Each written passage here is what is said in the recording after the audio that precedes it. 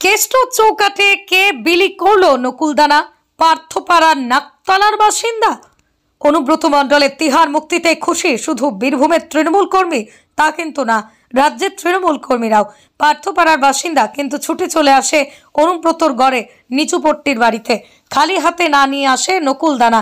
নকুলদানা বিলি করার সময় বলতে থাকে, আমি এসেছি নাকতলা থেকে, খেলা হবে নকুলদানা খান, 2026-এ বদলা নিতে হবে। তৃণমূল কর্মী অরুণ দত্ত কলকাতার নাকতলার বাসিন্দা বলে নিজেকে দাবি করেন। তিনি বলেন, পার্থদার বাড়ির পাশ থেকে এসেছি। উল্লেখ্য, রাজ্যের প্রাক্তন শিক্ষামন্ত্রী পার্থ চট্টোপাধ্যায় বর্তমানে দুর্নীতি মামলায় জেলবন্দি। সেই পার্থ চট্টোপাধ্যায়ের পাড়া নাকতলা থেকে সোজা অরুণ দত্ত বীরভূম এসেছিলেন অনুব্রত মণ্ডলের কামব্যাক উৎসবে যোগ দেওয়ার দিনে। অরুণ দত্ত সেখানেই নকুলদানা বিলি করেছিলেন উৎসবের আনন্দে গা ভাসিয়ে।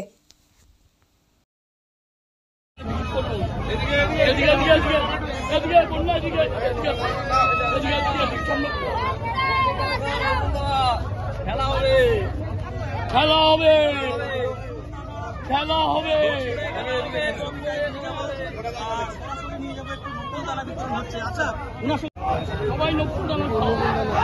আমি এসেছি নাকতলা থেকে, টালিগঞ্জের নাকতলা থেকে উদ্যান করতে। আমি এসেছি টালিগঞ্জ নাকতলা উদ্যান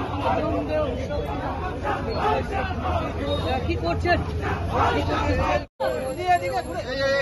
আর আমাদের মেয়রের ভাষায় বলতে পারি, মেয়র বলেছিল তখন জেলে থাকে, দেখছি আমরা চিৎকার আগেবার বাইরে চলে এসছে।